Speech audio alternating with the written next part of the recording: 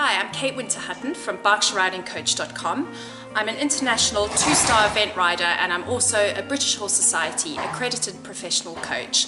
And today I want to share with you my 8-point simple checklist on knowing whether your saddle is fitting your horse. So horses change shape quite frequently in between the seasons, or when you increase or decrease their workload, or when they simply just grow. And it's important to know whether your saddle is still fitting you.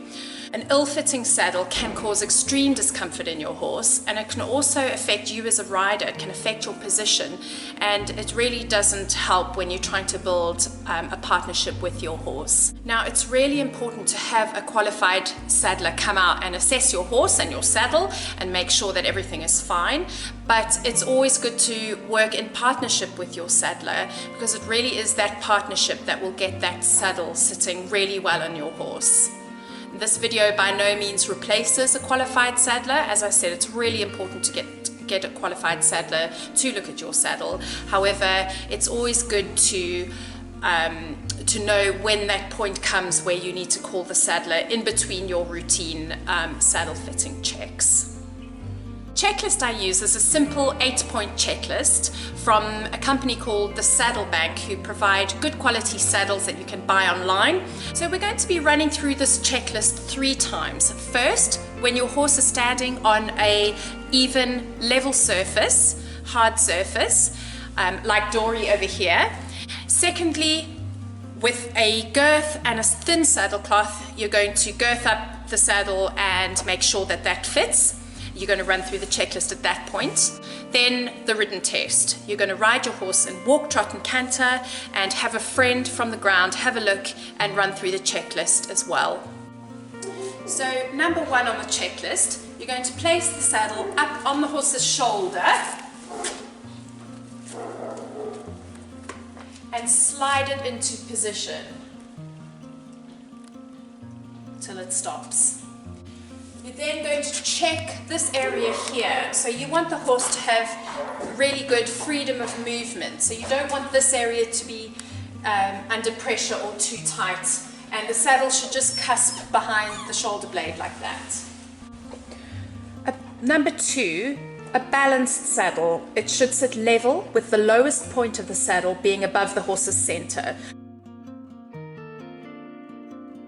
Don't look at the cantle and pommel being in line, as some saddles are built with the cantle higher. Rather look at the middle section. If the saddle's too low at the front and too high at the back, that will tilt the rider forward and your lower leg will go too far back. The rider then becomes unstable and unbalanced, and that can actually cause quite a bit of tightness behind the horse's shoulder. If you push on the pommel and the cantle in a seesaw movement, this will highlight any potential movement. If the saddle's sitting too high at the front and too low at the back, that'll tilt the rider backwards and just put you behind the horse's movement. This can cause a chair position, encouraging the rider to collapse through the middle in order to keep with the movement, and resulting in the rider sitting on their bottom and not on their seat bones with their lower leg forward. It also creates more pressure around the horse's loin area and can cause great discomfort. The third checklist point is to check for clearance. So the general rule is to be able to fit 3 or 4 fingers between the pommel and the horse's spine.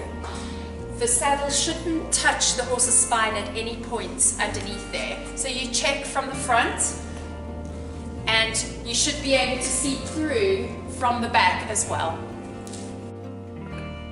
Number 4 is to check the width of the saddle. The tree points should run parallel to the horse's body shape. This gives an even contact at the front underneath the tree points. If it's too narrow, the saddle will feel tight lower down and will lift up at the front, causing the saddle to bridge and lose contact in the middle there. If it's too wide, the saddle will drop down and be tighter at the top, losing contact lower down, and the back will start to lift. So as you can see, this saddle is just slightly too wide, which is why I use a pad with it. The next saddle fitting point is to check the contact along the panel of the saddle.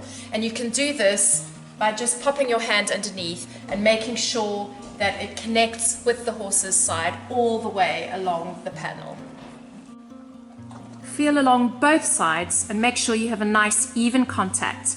A saddle that loses contact in the middle could be too narrow, causing the saddle to bridge and creating 4-point pressure. Saddle lifting off significantly off the back could be too wide and increase tightness around the horse's shoulder and may lift and catch the rider behind. Some panel designs, however, are more curved to avoid pressure in the loin area, particularly useful for short-backed horses or big movers. The panel should remain in 90% contact with your horse though. Number 6 is to check the length of your saddle. And you do this by running your hand along, finding your horse's last rib, and then moving up from there, like this. Number 7 is to check the symmetry of the saddle. You need to make sure that your horse is standing square, and then you need to check from both sides, from the front and the back. Point number 8 of your checklist is to check the position of the girth. So to do this, you would attach your girth to your saddle when it's in the correct position and let it just hang down like that. The girth should fall in the horse's girth groove. So as you can see, there's kind of a groove here on each horse where the girth just sits very nicely. Now you'll find that on a horse that's a little unfit, and they have that big belly and a lifted up rib cage, you'll find that the girth groove can be right behind the elbow there. And with a fitter horse, you'll find it might be slightly further behind. If you find that your horse's girth groove sits right behind their elbow, it can be useful to use a point strap. So that is on this saddle, this one here, right at the front. Now, it used to be that you had to position the girth on straps 1 and 3, and that's because 2 of them would be stuck together on the same web, and the other one would be separate. And that is so that if, for example, this girth leather snaps, you've still got the other one that's not connected to the same area. So it's for safety reasons. However, these days you'll find that most of them have a separate one, so you can actually use this to your benefit. So this point strap, which you can actually have added to your saddle, will just help with that girth groove issue if you're having that. I would say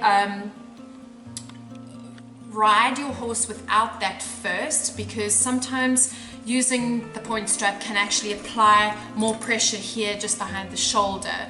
So I would try riding without it. If you're finding that your saddle is moving forward up the neck as you're riding, then it could be useful to use a point strap. Thank you very much for listening to my tutorial on how to make sure your saddle fits your horse. Please subscribe if you like it, and I'd love to hear what you think in the comments and how you got on with your saddle fitting this week. Coming up next week, I'm going to be starting a 3-part series on training the modern event horse using pole work to really get the best out of your horse in the show jumping phase. So I hope you can have a look at the video that's coming next week. Thank you so much. If you have any questions, please put them in the comments. Thanks. Bye.